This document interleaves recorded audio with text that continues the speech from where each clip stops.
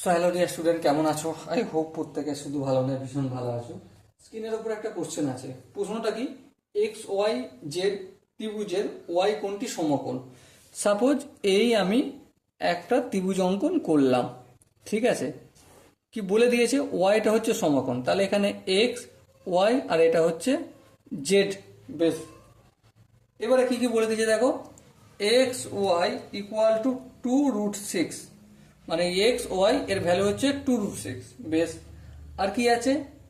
X z minus y z equal to 2 হলে সেক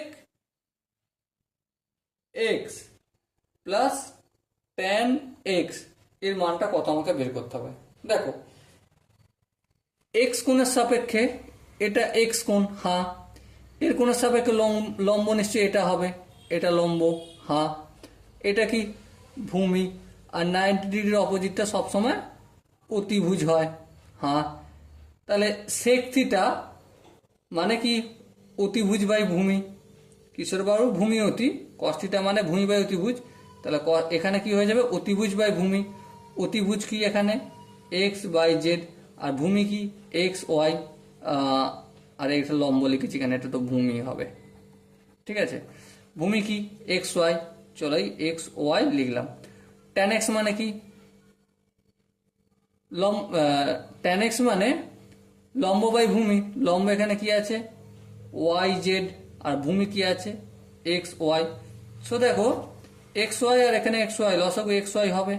তাহলে x y কে এক্স ওয়াই দিয়ে ভাগ করলে এককে এক্স জেড দিয়ে গুণ করলে এক্স জেড হবে, প্লাস এক্স ওয়াই কে এক্স ওয়াই দিয়ে ভাগ করলে এককে ওয়াই জেড দিয়ে গুণ করলে ওয়াই জেড। এবার ধ্যান দিয়ে লক্ষ্য করো, X Z plus Y Z, আর এখানে এক্স ওয়াই এর মান 2।